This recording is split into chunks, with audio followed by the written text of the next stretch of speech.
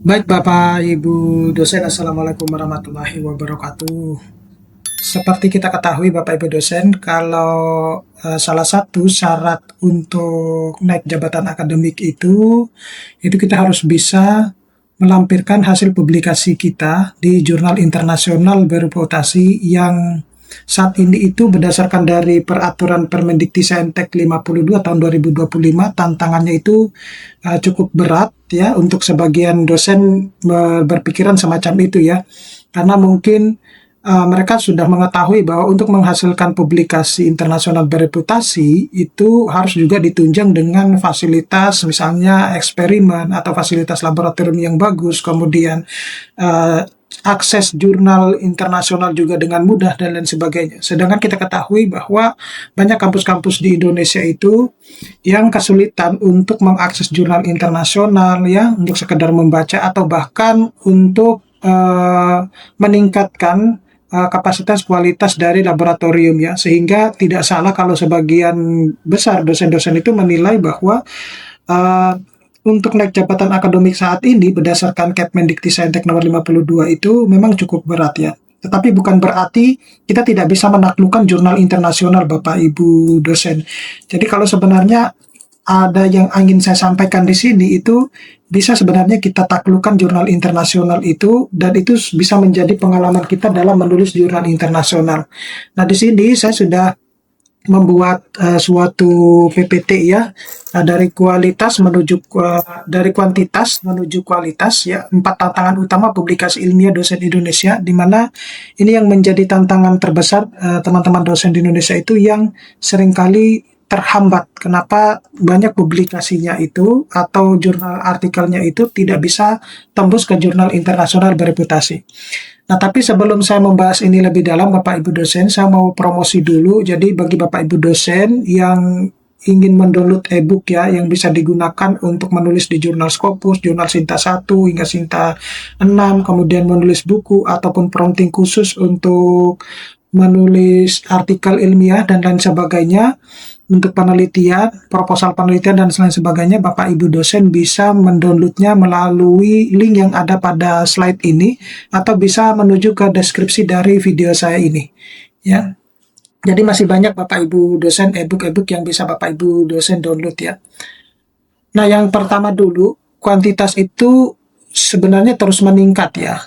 Ya, jadi banyak penelitian di Indonesia itu yang saat ini itu bisa dikatakan kita sudah bisa dalam segi kuantitas itu bisa menyamai negara-negara tetangga kita ya, seperti Malaysia dan lain sebagainya. Tetapi kalau kita lihat dari segi kualitas itu masih jauh dari kata yang layak, sehingga kita seringkali mungkin lebih banyak publikasi di jurnal yang dalam kategori bukan jurnal yang ini ya, high tier atau yang jurnal-jurnal di penerbit-penerbit ternama. Nah, kalau di negara-negara yang lain, negara-negara tetangga terutama seperti Malaysia, kita jangan bandingkan sama Singapura ya. Kalau Singapura kita jauh berbeda ya. Nah, mereka jauh lebih unggul. Misalnya kalau Vietnam itu juga leading leading apa publikasinya juga cukup bagus ya, meningkat terus dan dari segi kualitas juga bagus dan kuantitas juga bagus. Nah, itu kita semestinya harus bisa belajar bahwa jangan kita hanya berpatokan kepada kualitas dari jurnal atau jumlah yang kita hasilkan, tetapi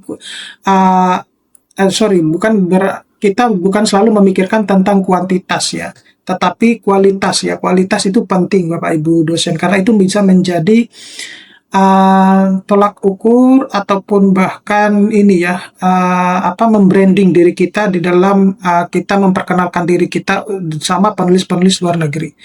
Nah, kalau dilihat secara statistik, jumlah publikasi dosen di Indonesia itu terus menanjak ya, terus meningkat. Namun, peningkatan ini belum sepenuhnya diiringi dengan kualitas. Nah, dilemanya itu sebenarnya keterbatasan anggaran penelitian dan tingginya tuntutan publikasi gitu ya. Sebenarnya kalau kita berfokus kepada luaran dari publikasi kita ya, tanpa kita harus ribet mengurusi administrasi keuangan di dalam penelitian, itu mungkin bisa saja kita tembus ke jurnal internasional bereputasi. Nah, realitanya itu banyak artikel terbit itu di jurnal yang tidak bereputasi atau predatory. Nah, hanya demi mengejar syarat administratif, bukan dampak ilmiahnya. Nah, kalau kita lihat seperti itu ya. Nah, 4 penghalang utama menuju jurnal internasional itu, jadi ini berdasarkan pengalaman ya, pengalaman yang sering kali saya isi di dalam webinar-webinar saya. Nah, juga pengalaman pribadi saya terkait dengan penulisan di jurnal internasional ini. Nah, jadi yang perlu kita ketahui dulu Bapak Ibu dosen, mengalami penolakan dari sebuah jurnal itu sebenarnya sesuatu hal yang wajar ya. Itu sudah normal gitu. Jadi bukan berarti mereka yang penulis handal itu tidak pernah mengalami penolakan di jurnal ya. Mereka juga seringkali mengalami penolakan. Nah, cuma ada beberapa hal yang perlu harus kita perhatikan, apa saja, yaitu biasanya di penolakan pertama itu seringkali editor jurnal itu membahas kebaruan ya. Jadi kebaruan dari artikel kita itu bisa tidak muncul komentarnya itu ya, atau bahkan tidak ada nilai kebaruannya gitu, atau sudah banyak yang membahas terkait tersebut.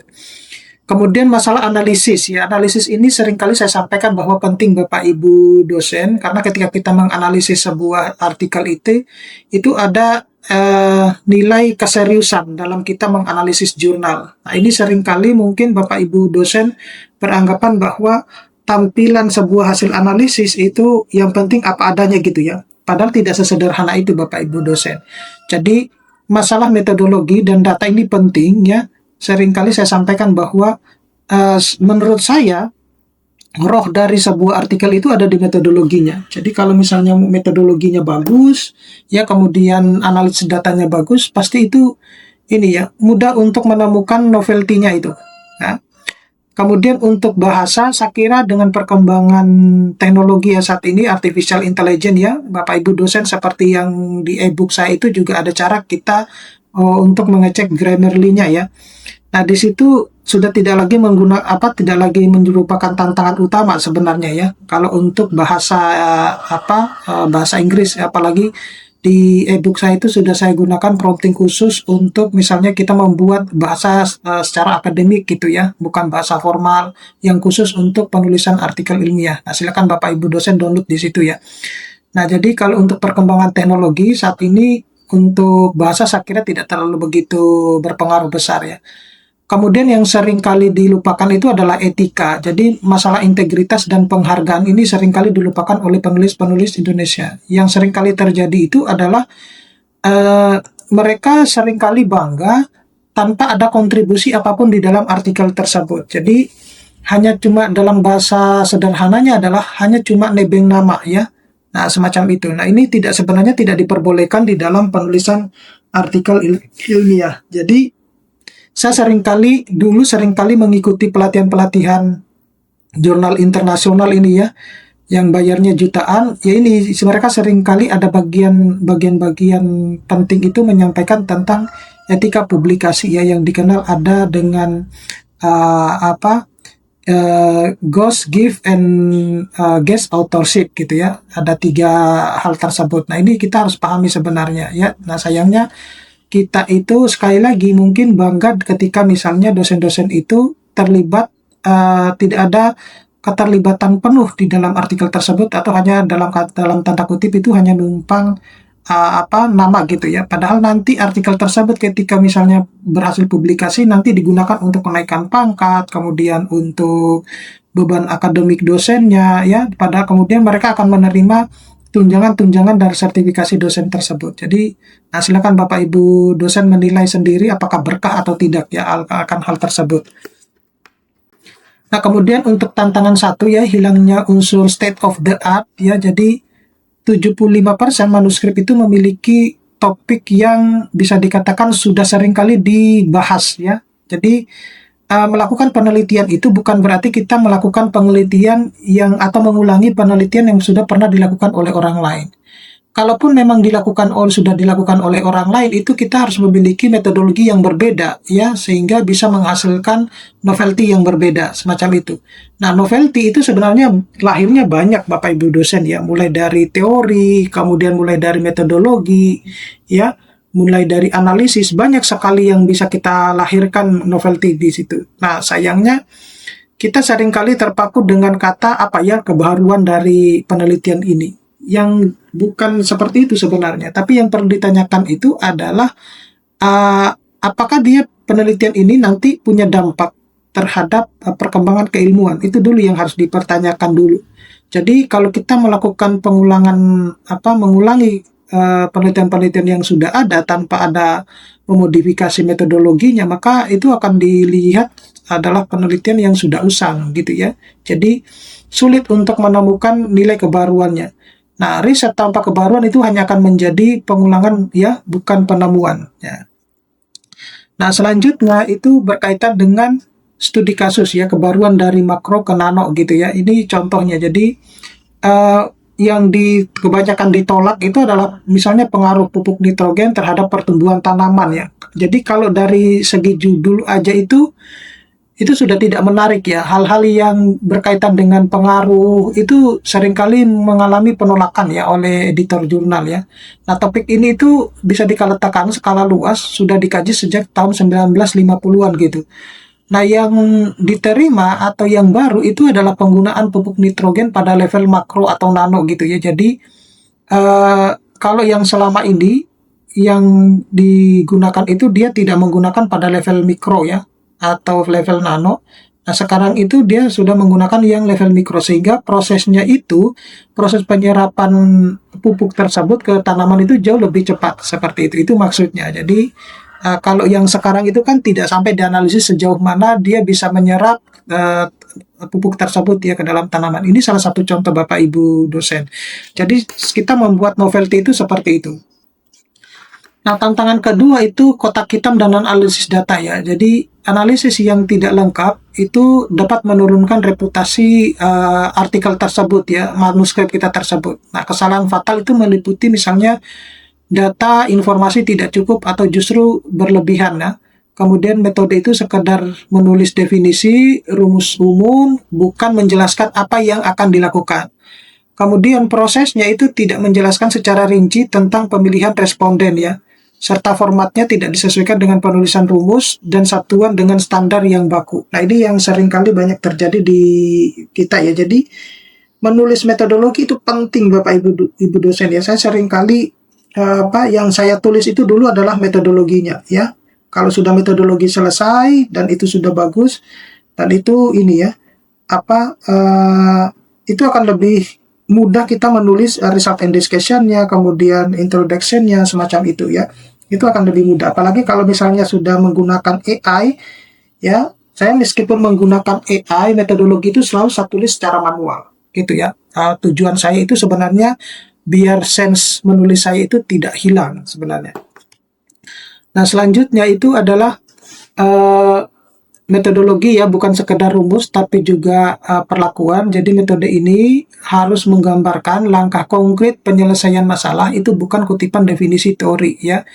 Jadi metode yang tidak memiliki tahapan yang jelas untuk menghasilkan solusi itu akan mengurangi nilai artikel secara drastis. Jadi yang perlu kita ketahui itu adalah metode itu penelitian itu dilakukan dengan metode seperti apa, analisisnya seperti apa, tampilan datanya itu seperti apa, itu harus diceritakan dengan jelas ya. Apa saja yang dilakukan ya, peralatan apa yang digunakan, itu harus dijelaskan secara detail. Nah, untuk tantangan ketiga itu tesis tidak sama dengan artikel di jurnal ya. Masih banyak yang seringkali menyalahartikan ya hal tersebut ini ya, mungkin ya bisa dikatakan mungkin dosen-dosen baru ya, tapi sebenarnya tidak masalah, yang namanya kita belajar ya gitu ya. Nah, di e-book saya itu juga bisa Bapak Ibu dosen ya untuk merubah tesis, skripsi, tesis, disertasi menjadi artikel itu dalam waktu sekejap gitu dari prompting yang sudah saya terapkan gitu. Nah, masalah utamanya itu adalah kurangnya kurikulum penulisan artikel ya di jenjang S2 dan S3 ya. Kalau di luar negeri itu ada mata kuliah khusus untuk penulisan artikel. Dan itu dijadikan sebagai syarat lulus gitu. Jadi kita harus lulus dulu di mata kuliah tersebut, baru kita bisa mengikuti sidang untuk tesis ataupun disertasi. Jadi kalau kita tidak lulus di mata kuliah itu, ya kita tidak bisa ikut sidang. Ya kita harus mengulang mata kuliah tersebut. Nah, kesalahan umum itu blind cut ya. Jadi memotong disertasi menjadi beberapa bagian mirip atau langsung menggunakan seluruh isi tugas akhir tanpa adaptasi. Nah, hambatan bahasa itu menulis dalam bahasa Inggris itu membutuhkan keahlian khusus ya yang seringkali tidak dikuasai sepenuhnya oleh dosen. Tapi sekali lagi Bapak Ibu dosen, sekarang dengan teknologi itu untuk hal ini itu bukan lagi sesuatu hal yang sulit sebenarnya kalau untuk yang berbahasa Inggris. Nah, selanjutnya, itu berkaitan dengan solusi ya, kelembagaan, model universitas ini Andalas ya yang saya kutip ya. Jadi dosen itu menulis dalam bahasa Indonesia dulu, kemudian nanti dicek oleh pusat bahasa, bahkan teman-teman dosen itu menulis dalam bahasa Indonesia pun itu tidak runtun loh. Mohon maaf ya. Bukannya merendahkan, tetapi seringkali terjadi jumping logic ya. Jadi cerita itu belum selesai tapi dia sudah pindah ke topik yang lain gitu. Kemudian nanti akan dilakukan oleh penerjemah profesional baru disubmit ke jurnal internasional. Nah, ini juga penting ya, kolaborasi antar lembaga penelitian dan pusat bahasa layanan gratis itu untuk dosen yang internal. Jadi take away-nya itu jangan mengandalkan Google Translate, institusi itu harus memfasilitasi profesionalisme bahasa ya. Kemudian tantangan keempat itu jebakan integritas akademik ya. Jadi ini yang tadi saya sudah sebutkan ya. Jadi give authorship, ada juga ghost and guest authorship ya.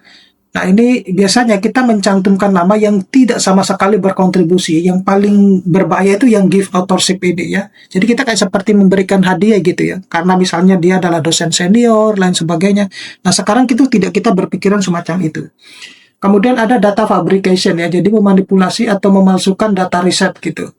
Nah, tekanan publikasi ini seringkali memicu pelanggaran serius ya Permendikbudristek ya nomor 39 tahun 2021 di mana akar masalahnya itu adalah lemahnya pemahaman etika dan minimnya pengawasan institusi ya akan hal tersebut.